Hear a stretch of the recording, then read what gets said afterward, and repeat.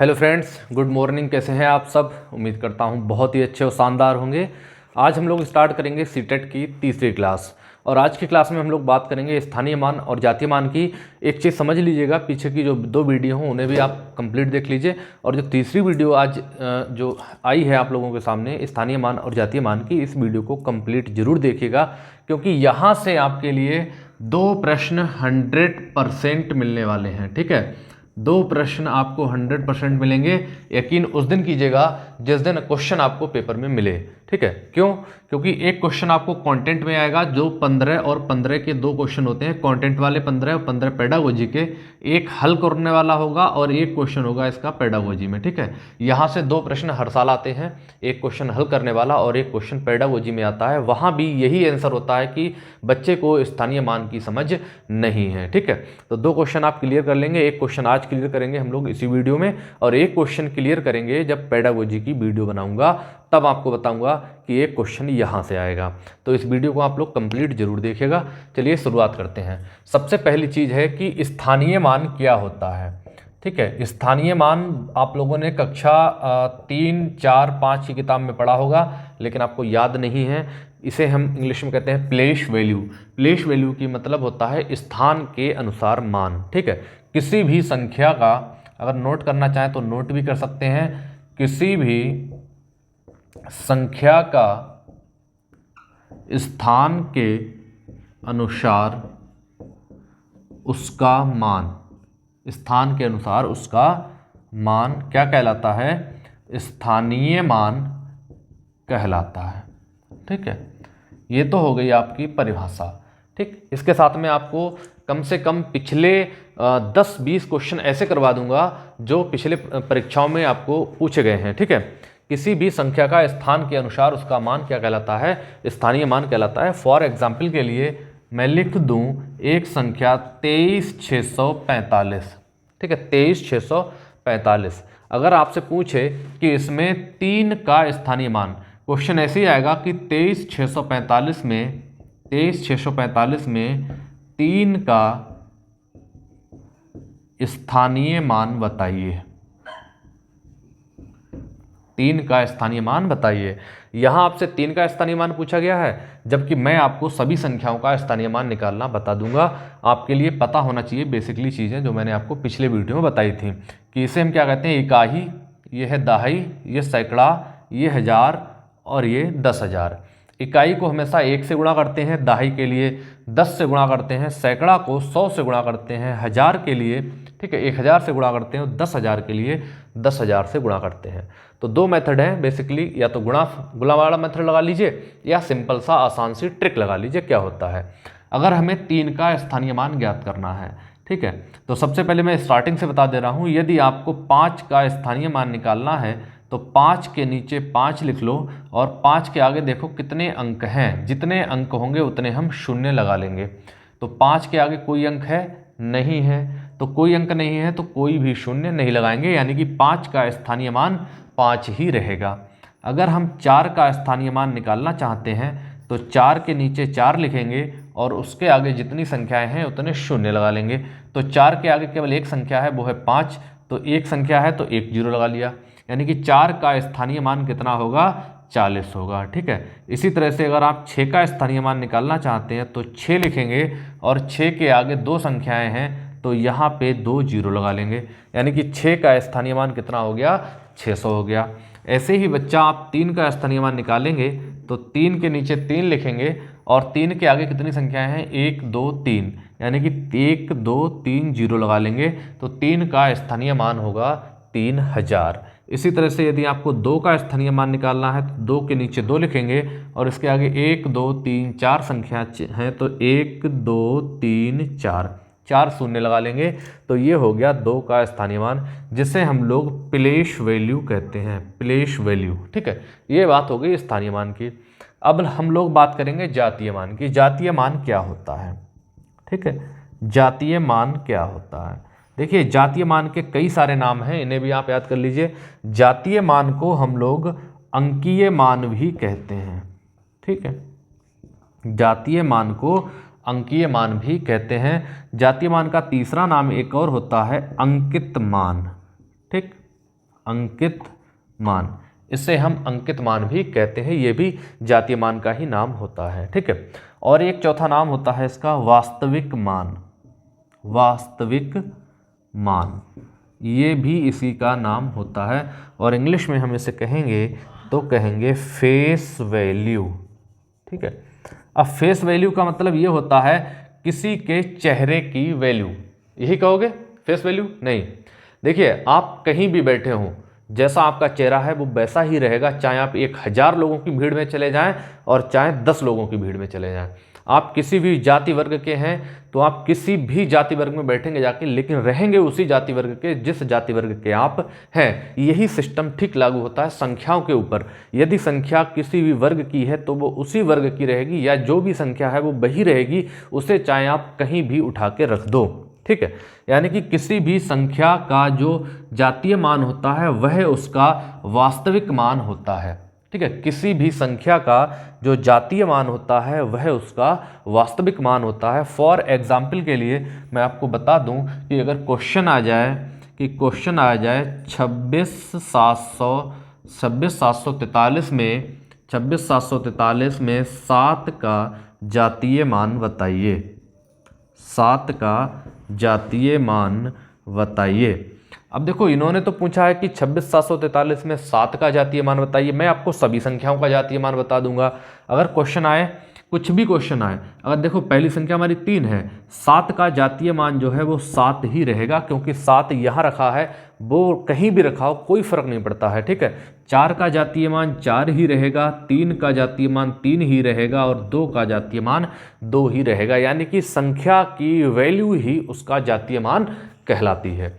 चीज़ें क्लियर हो गई हैं? अगर क्लियर हो गई तो दबा के लाइक ठोको और कमेंट करके बताओ कि सर मुझे वास्तव में समझ में आ रहा है। आप यूं ही जोश और जज्बे के साथ मुझे पढ़ाते रहिएगा। हौसले बुलंद हो तो मंजिल मिल ही जाती है। दोस्तों याद रखना कि आपको सीटेट पास करना है, 30 में 30 नंबर लेकर आने हैं, तो आपको वीडियो पूरा देखना पड़ेगा, हमारा भी सहयोग आपको करना पड़ेगा। ठीक है, तो 7 का स्थानीय मान 7 रहेगा, 4 का स्थानीय मान 4 रहेगा, सॉरी जातीय मान 3 का जातीय मान 3 रहेगा, और 2 का जातीय मान 2 रहेगा। संख्या चाहे कहीं भी रखी हो, चाहे यहाँ रखी हो, चाहे यहाँ रखी हो, चाहे यहाँ रखी हो, कहीं भी रखी हो, जो संख्या है वही उसका जातीय मान कहलाता है। इतनी चीज़ें क्लियर हो गई तो इसे नोट कर लीजिएगा। अब हम चलते हैं अपने प्रश्नों पर। अब देखिए हम लोग अपने पहले प्रश्न पर आगे बढ़ते हैं। 2016 का आया हुआ क्वेश्चन है, क्वेश्चन संख्या 1 2016 का आया हुआ है, क्वेश्चन है 29,503 में 5 के स्थानीय मान, 29,503 में 5 के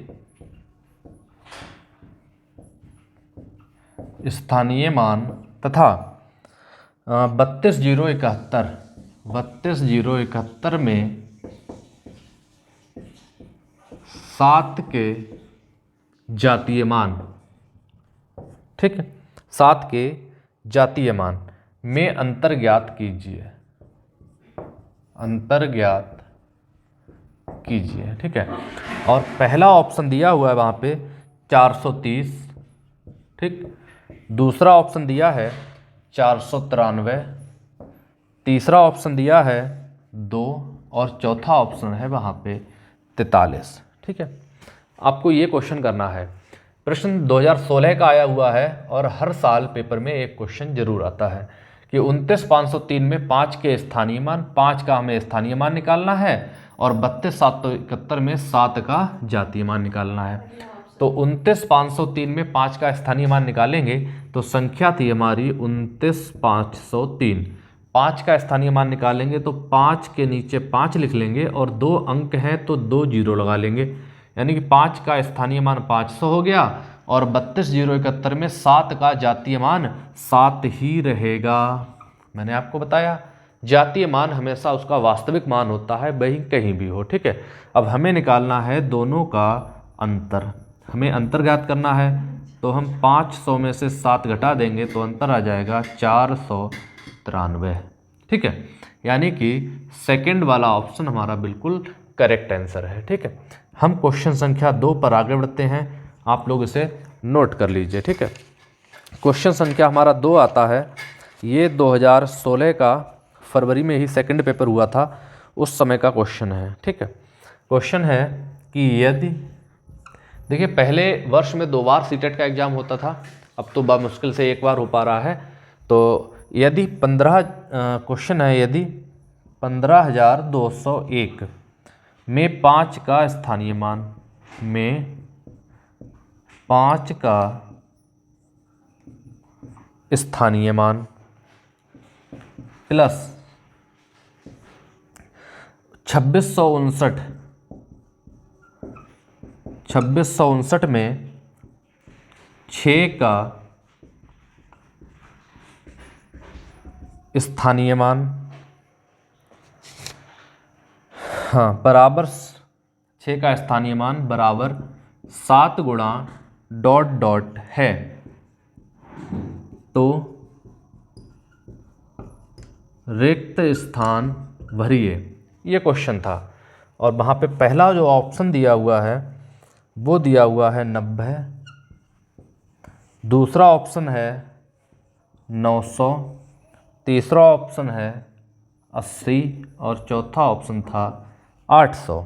ठीक है, तो आपको ये बताना है कि 15,201 में 5 का स्थानीय मान प्लस 2659 में 6 का स्थानीय मान, यानी कि कहने का मतलब है 15,201 में हम 5 का स्थानीय मान निकालेंगे। तो 15,201 में देखो आप 5 का स्थानीय मान निकालोगे तो हमने आपको बताया था कि 5 के नीचे 5 लिखेंगे इस तरह से, और इसके आगे 1 2 3 अंक लगे हैं, तो 1 2 3 जीरो बढ़ा लेंगे, यानी कि 5 का स्थानीय मान आया 5,000। और यहाँ पे हमें 6 का स्थानीय मान निकालना है, तो 6 के नीचे हम लोग क्या करेंगे, 6 लिखेंगे और आगे 2 अंक हैं तो 2 जीरो बढ़ा लेंगे, यानी कि 6 का स्थानीय मान हो गया 600। यहाँ 5 का स्थानीय मान हो गया 5,000 और यहाँ 6 का स्थानीय मान हो गया 600। हमें दोनों का योग कर लेना है। ठीक है, दोनों का योग करेंगे तो योग देखो कितना आएगा, 5,000 और प्लस 600, इनका योग आ गया 5600। ठीक है, योग आ गया 5600। ठीक है, और इन्होंने कहा है इस 5600 को 7 के गुणज के रूप में लिखना है, यानी कि 7 के गुणज के रूप में लिखना है, तो आप इसे 7 से भाग कर दो तभी आंसर निकल आएगा। इन्होंने गुणा के रूप में कहा है तो आप इन्हें 7 से भाग कर दीजिए। जैसे ही हम इसे 7 से भाग करेंगे तो आएगा 7 8 56 होते हैं, यानी कि कितना आ गया 800। आप 7 से काटोगे तो 7 8 56 00 कितना आ गया 800। तो 7 के गुणा के रूप में लिखेंगे तो इसका आंसर जो आएगा वो आएगा 800। ठीक है, क्लियर हो गया होगा। अब यहाँ पे हमने एक साथ 4 क्वेश्चनों को कवर किया है, चारों क्वेश्चनों का सोल्यूशन देखेंगे। चारों क्वेश्चनों को इसलिए लिखा है कि थोड़ा सा समय की बचत हो जाए। तो पहला क्वेश्चन है, ये सभी क्वेश्चन सीटेट में पूछे गए हैं कि 56,431 में 6 के स्थानीय मान तथा 4 के अंकित मान में अंतर क्या होगा। 4 ऑप्शन दिए हुए हैं, तो देखो 6 का अगर हमें स्थानीय मान निकालना है तो संख्या हमारी जो लिखी हुई है, जो क्वेश्चन में संख्या दी गई है वो दी हुई है 56,431। हमें अगर 6 का स्थानीय मान निकालना है तो 6 के नीचे 6 लिखेंगे और इसके आगे 3 अंक हैं तो 3 जीरो लगा लेंगे। ठीक है, तो ये हो गया 6 का स्थानीय मान। और अगर हमें 4 का अंकित मान निकालना है, अंकित मान, तो अंकित मान संख्या स्वयं रहती है, यानी कि 4 का अंकित मान 4 ही रहेगा। ठीक है, हमें निकालना है इन दोनों में अंतर। अगर हमें अंतर ज्ञात करना है तो 6,000 में 4 घटा देंगे तो दोनों का जो अंतर आएगा वो आ जाएगा 6,000 में 4,000 घटाओगे, 4 घटाओगे तो 5,996, यानी कि सी ऑप्शन हमारा बिल्कुल राइट आंसर है। ठीक है, तो स्थानीय मान बहुत ही आसानी से ज्ञात कर सकते हैं। उम्मीद करता हूँ आप लोग सीख गए होंगे। अगला प्रश्न है, देखिए 6,251, 6521 और 5621 में 5 के स्थानीय मानों का योगफल बताइए।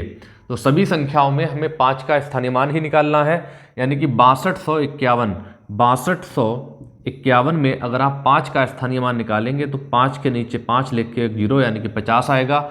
6521 में अगर हम 5 का स्थानीय मान निकालेंगे तो 500 आएगा। और इसी तरह 5621 में अगर हम 5 का स्थानीय मान निकालेंगे तो आएगा 5000। हमें ज्ञात करना है सभी का योगफल, सभी का योगफल ज्ञात करना है, तो सभी को हम जोड़ लेंगे 50 प्लस 500 प्लस 5000।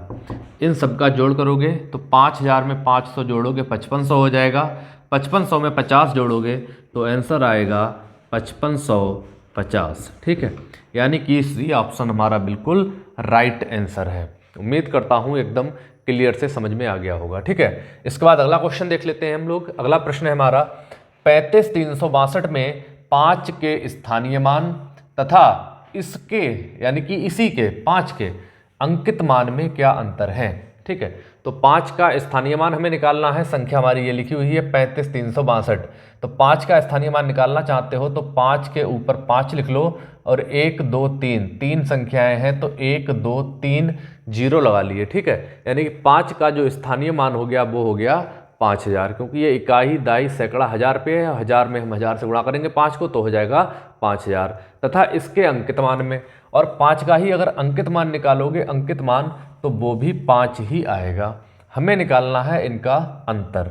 अभी बिल्कुल ऐसा प्रश्न देखिए उधर हमने अभी किया था यहाँ पे, तो अंतर निकालना है तो इसका मान आया 5,000। ठीक है, 5,000 में 5 का स्थानीय मान अंकित मान 5 होता है, 5,000 में 5 घटा देंगे तो इसका आंसर आ जाएगा 4,995। ठीक है, 4,995 यानी कि बी ऑप्शन हमारा बिल्कुल करेक्ट आंसर है। ठीक, इन्हें आप नोट करते रहिएगा।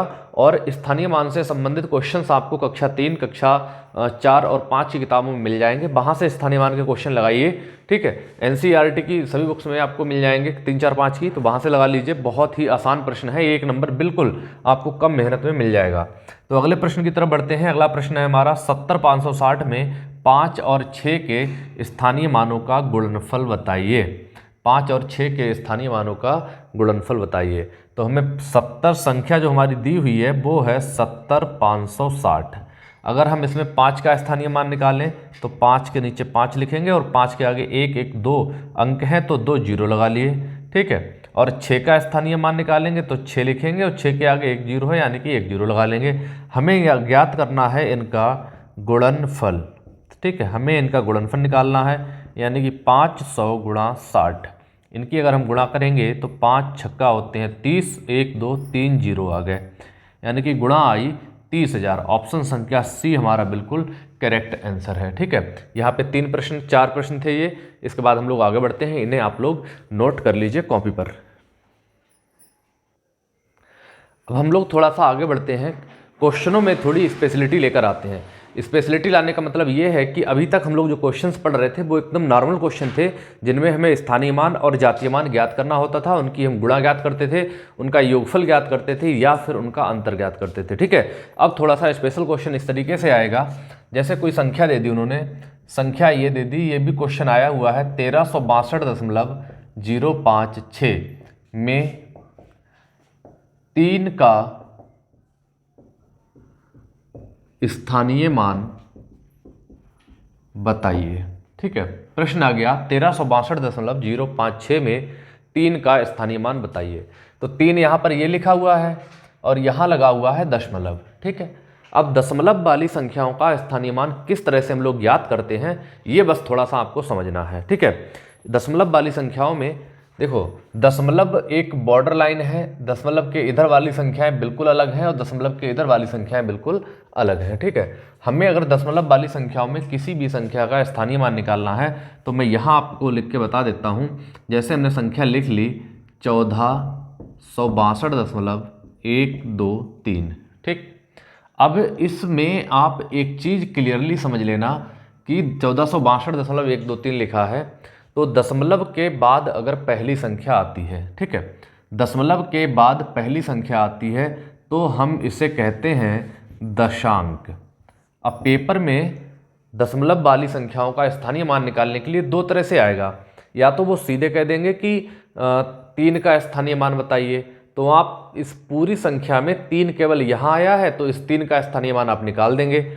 हो सकता है वो ये ना कहें कि 3 का स्थानीय मान को वो एक शब्दों में लिख दें कि दशांक का स्थानीय मान बताइए, शतांक का स्थानीय मान बताइए, शतांक, ठीक है, शतांक का स्थानीय मान बताइए, या फिर वो कह दें कि सहस्त्रांक का स्थानीय मान बताइए। ठीक है, सहस्त्रांक का स्थानीय मान बताइए। ठीक है, इस तरीके से संख्याएं लिख के आ सकती हैं। तो आप लोग क्या करेंगे, दशांक, दशांक जो होता है वो होता है दशमलव के बाद का प्रथम अंक।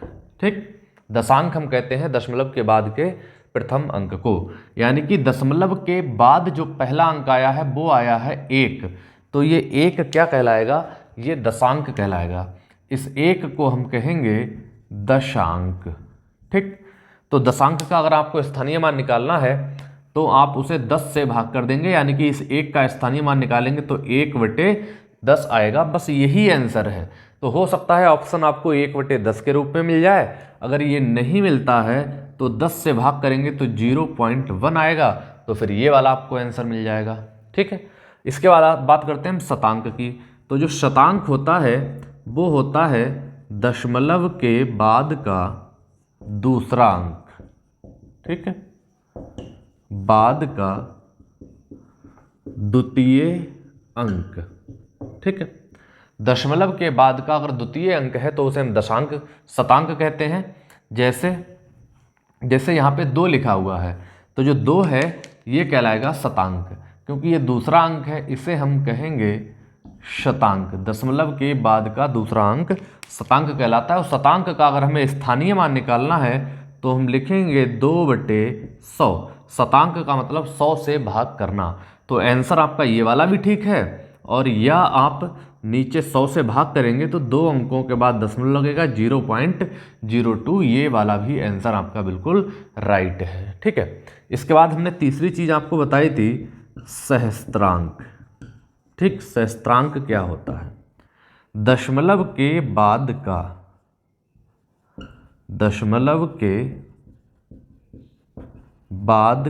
तीसरा अंक। दशमलव के बाद का तीसरा अंक कहलाता है सहस्त्रांक, यानी कि दशमलव के बाद जो तीसरा अंक है वो 3 लिखा हुआ है, ये कहलाएगा सहस्त्रांक। अगर चौथा अंक होता तो हम उसे चतुर्थांश कहते, 5वां अंक होता तो ऐसे ही इसी क्रम में हम आगे बढ़ जाते। ठीक है, तो तीसरा अंक जो सहस्त्रांक है उसका हमें स्थानीय मान निकालना है, तो सहस्त्रांक को हम 1000 से भाग करते हैं, क्योंकि ये तीसरा अंक है। ठीक है, तो नीचे 3 जीरो आएंगे, तो 3/1000 भी लिख सकते हैं, या हम इसको लिख सकते हैं 0.123 है, तो 3 अंकों के बाद दशमलव लगेगा 003, ये भी कहलाएगा इसका स्थानीय मान। ठीक है, तो दशांक कहे, दशांक का मतलब 1/10, शतांक का मतलब है 100 से भाग करना, सहस्त्रांक का मतलब है 1000 से भाग करना। ये तीनों पॉइंट आप लोग समझ लीजिएगा, ये बहुत ही इंपॉर्टेंट है। ठीक है, अब बात करते हैं हम इस प्रश्न की। ये प्रश्न है हमारा 1362.056 में 3 का स्थानीय मान बताइए। तो हमें 3 का स्थानीय मान निकालना है, तो 3 के नीचे 3 लिखेंगे, और 3 के आगे केवल 1 और 1 2 अंक है तो 2 जीरो लगाएंगे। दशमलव के इधर वाले अंकों से हमें कोई मतलब नहीं होता। ऐसे ही जब दशमलव के इधर वाले अंकों का स्थानीय मान निकालेंगे तो हमें इधर वाले अंकों से कोई मतलब नहीं है। ठीक है, अगर हमें इस 6 का स्थानीय मान निकालना होता तो 6 के नीचे 6 लिखते, और हम देखते 6 से पहले कितने अंक हैं, तो 1 और 2, दशमलव तक केवल 1 1 2, तो 2 जीरो लगा लेते हम 0.006। इस तरह से भी दशमलव संख्याओं का स्थानीय मान निकल जाता है। ठीक है, ऐसे ही अगर हमें इस 5 का स्थानीय मान निकालना होता तो हम 5 के नीचे 5 लिख लेते, और 5 से पहले देखो केवल 1 अंक है तो 1 जीरो लगा लेते, यहाँ पॉइंट आ जाता और इधर केवल हो जाता 0.05। ठीक है, इस तरह से हम निकालते हैं दशमलव वाली संख्याओं का स्थानीय मान। एक संख्या हम और आपको एक संख्या और दे दे रहे हैं जो पेपर में पूछी गई है, वो है 4328.976। 4328.976 में दशांक का स्थानीय मान अगर पूछे, ठीक है, दशांक का स्थानीय मान अगर पूछता है तो आंसर क्या होगा। दशांक यहाँ पे एक 9 है, दशमलव के बाद का पहला अंक दशांक कहलाता है, या फिर वो ये कहे कि 9 का स्थानीय मान बताओ। स्थानीय मान का मतलब प्लेस वैल्यू। ठीक है, 9 का स्थानीय मान, या तो वो कहे दशांक का स्थानीय मान कहो, ये कहे कि 9 का स्थानीय मान बताओ, बात एक ही है। अगर आप दशांक का स्थानीय मान निकाल ले तब भी आप करेंगे 9/10 और इसको बदलेंगे तो आएगा 0.9। ठीक है, और 9 का स्थानीय मान सीधे निकालेंगे तो 9 के नीचे हम क्या लिखेंगे, 9 लिखेंगे, और 9 से इधर देखेंगे, इधर लेफ्ट में इसके, ठीक है, कितने अंक हैं, तो इसके लेफ्ट में देखो कोई अंक नहीं है, यानी कि 0.9, तो ये हो जाएगा 0.9। ऐसे शतांक का स्थानीय मान कहता है तो 7/100 हो जाएगा शतांक का। शतांक का प्लेस वैल्यू बराबर हो जाएगी 7/100 यानी कि 0.07। ऐसे ही सहस्त्रांक का कहता है तो सहस्त्रांक का प्लेस वैल्यू हम लोग निकाल लेंगे, वही हो जाएगी 6/6 से पहले 2 जीरो हैं तो आप 0.006 लिख सकते हो, चाहे 6/1000 कर लो, क्योंकि सहस्त्रांक में 1000 से भाग करते हैं तो ये आ जाएगा 0.006, क्योंकि 3 जीरो है तो 3 अंकों के बाद दशमलव लग जाएगा। ठीक है, ये कहलाता है दशांक, शतांक और सहस्त्रांक। इतना नोट करिए, इसके बाद हम लोग आगे बढ़ते हैं।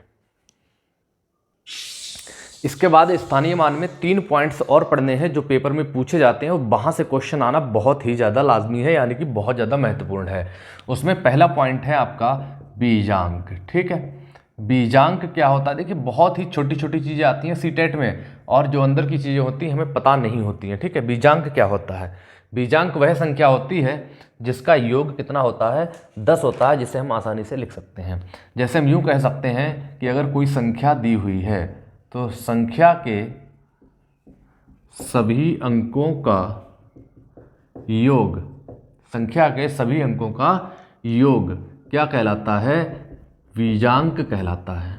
ठीक, बहुत ही छोटी सी परिभाषा है इसकी, कम शब्दों में लिखवाऊंगा, बिल्कुल एकदम एक्यूरेट। संख्या के सभी अंकों का योग क्या कहलाता है? बीजांक कहलाता है। और बीजांक जब से जो मेन चीज़ है आपको याद रखनी है वो क्या है? बीजांक सदैव 10 से कम होता है। बीजांक सदैव क्या होता है? 10 से कम होता है। ये पॉइंट बिल्कुल लिख लेना, बहुत ही ज़्यादा महत्वपूर्ण है। बीजांक सदैव 10 से कम होता है। फॉर एग्जाम्पल के लिए हम आपको एक संख्या बताते हैं 609069। ठीक है, ये एक संख्या दे दी पेपर में, उसने कहा 60900069 का बीजांक बताइए। बीजांक बताइए। अगर हमें इसका बीजांक निकालना है, ठीक, तो हम क्या करेंगे? हमारी जो डेफिनेशन है वो है कि संख्या के सभी अंकों का योग बीजांक कहलाता है। संख्या के सभी अंकों का योग, तो हम इसका योग करेंगे तो 6 + 0 + 9 + 0 + 0 + 6 + 9, यानी कि हम इन सबको जोड़ेंगे तो 9 6 15, 15 और 6 21, 21 और 9 कितना हो गया? 30 हो गया। अंकों का योग आया 30, जबकि बीजांक होता है सदैव 10 से कम। तो हम क्या करेंगे? इसको हम पुनः जोड़ेंगे, पुनः एक बार जोड़ेंगे। जब पुनः जोड़ेंगे तो ये हो जाएगा 3 + 0, यानी कि कितना हो गया? 3, और यही कहलाएगा आपका बीजांक। ठीक है, हम इधर लिख देते हैं, हमने पुनः एक बार इसको जोड़ लिया है। ठीक है, तो अगर यहाँ पे 3 से और ज़्यादा आ जाता तो हम फिर जोड़ते रहते, यानी कि हम तब तक जोड़ते रहते जब तक हमारा आंसर जो है 10 से कम नहीं आ जाता। ठीक, यही कहलाता है बीजांक। ठीक है, इसके बाद एक चीज़ और बताऊंगा यहाँ पे, परमांक क्या होता है? परमांक बहुत ही ज़्यादा महत्वपूर्ण चीज़ें आपके लिए चल रही हैं सीटेट के पेपर के हिसाब से, इसे आप MIP लगा लीजिए। ये तीनों चीज़ें बहुत ज़्यादा महत्वपूर्ण हैं। ठीक है, परमांक क्या होता है? परमांक होता है कि जब किसी संख्या के अंकों का योग 10 हो जाए। ये देखो सदैव 10 से कम होता है और यहाँ योग ही 10 होता है। यहाँ अगर आपका यहाँ पे जब आप बीजांक निकालेंगे, अगर किसी संख्या का योग 10 आ भी जाए तब भी ये आंसर नहीं होगा। फिर आप एक बार और जोड़ेंगे, यानी कि 1 + 0 करेंगे तब आंसर कितना आएगा? 1 आएगा। इस चीज़ को हमेशा याद रखिएगा। बीजांक जो है सदैव 10 से कम रहना चाहिए, लेकिन जो क्रमांक होता है वो सदैव 10 ही होता है। यानी कि इसकी जो डेफिनेशन बनेगी वो हम क्या लिखेंगे कि जिन अंकों का योग 10 होता है वे एक दूसरे के परमांक कहलाते हैं। ठीक है, जिन अंकों का योग 10 होता है वे एक दूसरे के परमांक कहलाते हैं। फॉर एग्जाम्पल के लिए अगर हम कहें कि 2 का परमांक बताइए क्या होगा, ठीक है, 2 का परमांक बताइए क्या होगा, तो 2 का परमांक क्या होगा? 8 होगा। हम सोचेंगे 2 में कितना जोड़ें कि 10 हो जाए, 2 में कितना जोड़ें कि योग 10 हो जाए। तो 2 में 8 जोड़ेंगे तो 10 हो जाएगा। कोई पूछे 8 का क्रमांक क्या होगा, तो 8 में हम क्या जोड़ें कि 10 हो जाए, तो 8 में 2 जोड़ेंगे। ऐसे ही आपसे कोई पूछे कि 3 का क्रमांक क्या होगा, 3 का क्रमांक, तो 3 का क्रमांक क्या होगा, 7 होगा। ऐसे ही कोई पूछे कि 4 का क्रमांक क्या होगा, तो 4 का क्रमांक 6 होगा और 6 का क्रमांक 3 होगा। ऐसे 6 का क्रमांक 4, 4 का क्रमांक 6, 7 का क्रमांक 3, 3 का क्रमांक 7, 2 का क्रमांक 8, 8 का क्रमांक 2। ऐसे ही 1 का क्रमांक 9, 9 का क्रमांक 1। ऐसे 3, आप जितना चाहे उतना लिख लो, यानी कि अंकों का योग 10 से ज़्यादा नहीं होना चाहिए। ठीक है, समझ गए होंगे। आगे एक पॉइंट और बताता हूँ जिसे हम कहते हैं चरमांक। ठीक, ये भी आपके लिए बहुत इंपॉर्टेंट है। चरमांक क्या होता है, चरमांक चरम अंक, यानी कि हम इसे इंग्लिश में कहेंगे तो कहेंगे यूनिट डिजिट। यूनिट डिजिट को हम चरमांक कहते हैं। ठीक है, यानी कि संख्या का इकाई अंक, किसी भी संख्या का जो इकाई अंक होता है, इकाई अंक होता है, उसे ही हम क्या कहते हैं, चरमांक कहते हैं। ठीक, किसी भी संख्या का जो इकाई अंक होता है उसे हम क्या कहते हैं, चरमांक कहते हैं। ठीक है, जैसे फॉर एग्जाम्पल के लिए हम कहें कि 65,348 में 65,348 में चरमांक बताइए, चरमांक बताइए। तो 65,348 का अगर आप चरमांक कोई पूछेगा तो आपको पता होना चाहिए इसका जो यूनिट डिजिट है, यानी कि जो इकाई अंक है, वही इसका क्या होता है, चरमांक होता है। ठीक, तो बीजांक, बीजांक, परमांक और चरमांक तीनों को समझ गए होंगे। बीजांक में अंकों का योग सदैव 10 से कम रहता है, क्रमांक में अंकों का योग 10 रहता है, और चरमांक जो होता है वो इकाई अंक होता है, यानी कि किसी भी संख्या का यूनिट अंक जो इकाई अंक है वही चरमांक कहलाता है। इसी के साथ आपका स्थानीय मान समाप्त हो गया। और स्थानीय मान से संबंधित और भी क्वेश्चन आप करना चाहते हैं तो हमें कमेंट करके जरूर बताइएगा। और अगली वीडियो देखने के लिए तैयार रहिएगा, चैनल को सब्सक्राइब कर लीजिएगा। आपके साथ के जितने भी साथी हैं, दोस्त हैं, बहनें हैं, उन सभी को चैनल के बारे में बताइए, वीडियो सब्सक्राइब कीजिए। देखते रहिएगा लगातार। मिलते हैं नेक्स्ट वीडियो में। जय हिंद दोस्तों।